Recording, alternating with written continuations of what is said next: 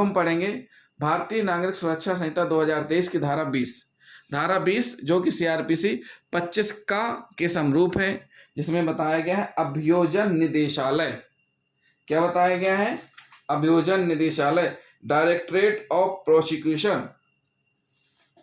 तो इसमें क्या बताया गया है? सब क्लोज 1 20 का सब क्लोज 1 क्या बताया गया है? राज्य सरकार राज्य में एक अभियोजन निदेशालय स्थापित कर सकेगी।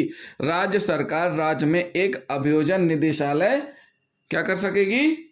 स्थापित कर सकेगी, जिसमें एक अभियोजन निदेशक और उतने अभियोजन उप निदेशक होंगे, जैसा वह ठीक समझे। कौन ठीक समझे? राज्य सरकार एक अभियोजन निदेशालय स्थापित कर सकेगी, जिसका डायरेक्टर कौन होगा? अभियोजन निदेशक होगा, और जैसा राज्य सरकार समझे वैसे उपनिदेशक नियुक्त कर सकती है। इसी का खा पॉइंट क्या है? ये तो हो गया राज्य में। ऐसे ही बोल रहे हैं प्रत्येक जिले के जिला अभियोजन निदेशालय में, कह रहे हैं प्रत्येक जिले के जिला अभियोजन निदेशालय में उतने अभियोजन उप निदेशक और अभियोजन सहायक निदेशक होंगे, जैसा वह ठीक समझे। कौन ठीक समझे? राज्य सरकार। पहले हमने क्या बताया? राज्य में एक अभियोजन निदेशालय होगा, फिर है कि प्रत्येक जिले के जिला अभियोजन निदेशालय में, प्रत्येक जिला के जिला अभियोजन निदेशालय में उतने अभियोजन उपनिदेशक और अभियोजन सहायक निदेशक होंगे, जैसा कि राज्य सरकार ठीक समझे। ये हो गया सब क्लोज 1, धारा 20 का सब क्लोज 1। अब हम पढ़ेंगे धारा 20 का 2। कोई व्यक्ति का फर्स्ट का अभियोजक निदेशक या अभियोजन उपनिदेशक के रूप में नियुक्ति के लिए तभी पात्र होगा यदि वह अधिवक्ता के रूप में कम से कम 15 वर्ष तक व्यवसाय में रहा। कोई व्यक्ति अभियोजन निदेशक या अभियोजन उपनिदेशक की नियुक्ति के लिए पात्र कब होगा? जब अधिवक्ता के रूप में कम से कम 15 वर्ष तक व्यवसाय में रहा है। साथ ही साथ दूसरी कंडीशन, वह सेशन न्यायाधीश हो या रहा है। दूसरी कंडीशन क्या है? सेशन न्यायाधीश हो तो वह अभियोजन निदेशक या अभियोजन उपनिदेशक के रूप में नियुक्ति के लिए पात्र होगा। फिर क्या बोल रहे हैं? खाइश का क्या बोल रहा है? सेकंड 2 का अभियोजन सहायक निदेशक के रूप में नियुक्ति के लिए तभी पात्र होगा जब वह अधिवक्ता के रूप में कम से कम 7 वर्ष तक का व्यवसाय किया हो और वह प्रथम वर्ग मजिस्ट्रेट रहा हो। क्या रहा हो? प्रथम वर्ग मजिस्ट्रेट रहा हो। तो ये हो गया सब क्लोज 2। अब सब क्लोज 3 क्या बोल रही है? अभियोजन निदेशालय का प्रधान अभियोजन निदेशक होगा। जो ये अभियोजन निदेशालय राज्य में खोला होगा, एक जो बता रहे हैं, हर एक राज्य में एक अभियोजन निदेशालय होगा। उस अभियोजन निदेशालय का प्रधान कौन होगा? उस अभियोजन निदेशालय का प्रधान अभियोजन निदेशक होगा, जो राज्य में गृह विभाग के प्रशासनिक नियंत्रण के अधीन कार्य करेगा। जो किसके अधीन करेगा? राज्य के गृह विभाग के प्रशासनिक नियंत्रण के अधीन कार्य करेगा। धारा 20 का सब क्लोज 4 क्या है? कह रहे हैं प्रत्येक अभियोजन उपनिदेशक सहायक निदेशक, प्रत्येक अभियोजन उपनिदेशक या अभियोजन सहायक निदेशक या अभियोजन कौन? प्रत्येक अभियोजन उपनिदेशक और अभियोजन सहायक निदेशन अभियोजन निदेशक के अधीनस्थ होंगे और प्रत्येक अभियोजन सहायक निदेशन अभियोजन उपनिदेशक के अधीनस्थ होंगे। मतलब जो निदेशालय है उसका हेड है अभियोजन निदेशक, और इन अभियोजक निदेशक के अधीन कौन है? उपनिदेशक अभियोजन और सहायक उपनिदेशक अभियोजन। और साथ ही साथ क्या बता रहे हैं कि प्रत्येक अभियोजन सहायक निदेशक अभियोजन उपनिदेशक के क्या होंगे? अधीनस्थ होंगे। किसके होंगे? उपनिदेशक के अधीनस्थ होंगे। तो राज्य में कौन बैठ रहा है? अभियोजन निदेशक बैठ रहे हैं। जिले में कौन बैठ रहे हैं? उपनिदेशक बैठ रहे हैं। ठीक, तो उपनिदेशक के अधीन कौन होंगे? उपनिदेशक के अधीन होंगे सहायक निदेशक। अब धारा 20 का सब क्लोज 5, उच्च न्यायालय में मामलों का संचालन करने के लिए धारा 18 की उपधारा 1 या उपधारा 8 के अधीन राज्य सरकार द्वारा नियुक्त प्रत्येक लोक अभियोजक, अपर लोक अभियोजक और विशेष लोक अभियोजक अभियोजन निदेशक के अधीनस्थ होंगे।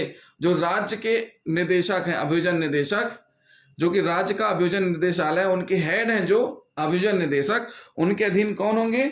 जो उच्च न्यायालय में, मतलब हाई कोर्ट में जो मामलों का संचालन के समय सरकार का पक्ष रख रहे हैं, यानी शासन की तरफ से अभियोजन कार्रवाई कर रहे हैं, उसमें जो कि धारा 18 के 1 में है, धारा 18 की 1 में है, जो कि धारा 18 की 1 क्या कह रही है?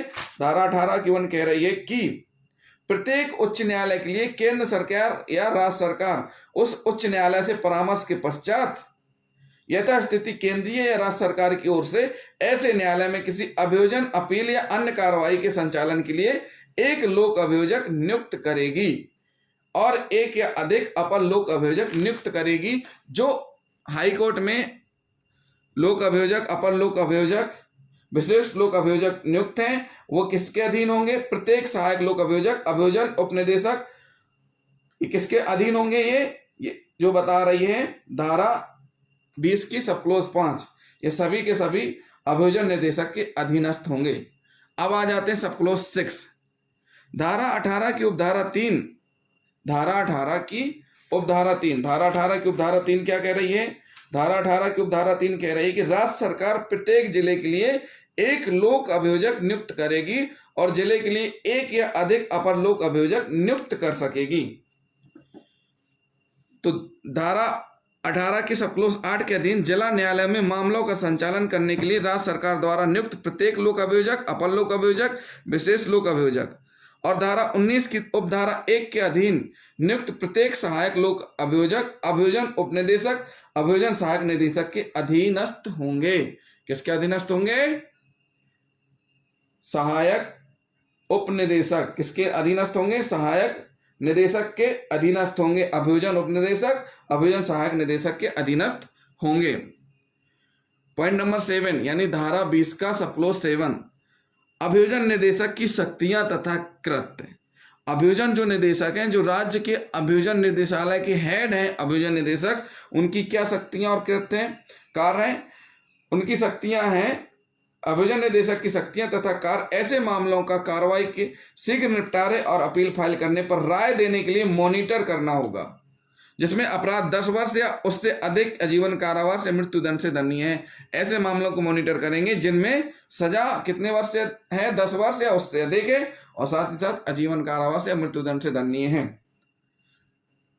धारा 20 की सब क्लोज 8, अभियोजन उपनिदेशक की शक्तियां। अभी तो हमने पढ़ लिया अभियोजन निदेशक की, अब अभियोजन उपनिदेशक की शक्तियां और कार्य ऐसे मामलों में जिनमें अपराध 7 वर्ष या उससे अधिक के लिए दंडनीय है किंतु 10 वर्ष से कम हो, उनके त्वरित निपटान को सुनिश्चित करने के लिए पुलिस रिपोर्ट की परीक्षा करना और समीक्षा करना तथा मॉनिटर करना। किसकी? पुलिस रिपोर्ट यानी चालान की समीक्षा करना, मॉनिटर करना। अब है धारा 20 की सब क्लोज 9, अभियोजन सहायक निदेशक के कृत्य ऐसे मामलों का मॉनिटर करना जिनमें कोई अपराध 7 वर्ष से कम के लिए दंडनीय है। कौन करेगा? अभियोजन सहायक निदेशक। अभियोजन सहायक निदेशक क्या करेगा? ऐसे मामलों के मॉनिटरिंग जिनमें 7 वर्ष से कम के लिए दंड है। अब है धारा 10, धारा 10 किसकी? धारा 20 की सब क्लोज धारा 10, उपधारा 7, 8, 9, उपधारा 7, 8 और 9 में अंतर्विष्ट किसी बात के होते हुए भी अभियोजन का निदेशक, उपनिदेशक, सहायक निदेशक इस संहिता के अधीन सभी कार्रवाइयों के लिए समव्यवहार करने की शक्ति और उसके लिए दायी होंगे। क्या होंगे? सभी प्रकार के समव्यवहार करने की शक्ति भी है और रिस्पॉन्सिबल भी होंगे कि कार्रवाई कैसे क्या होनी है, उसके लिए रिस्पॉन्सिबल होंगे। नंबर 11 क्या बोल रहे हैं? अन्य शक्ति तथा कार्य।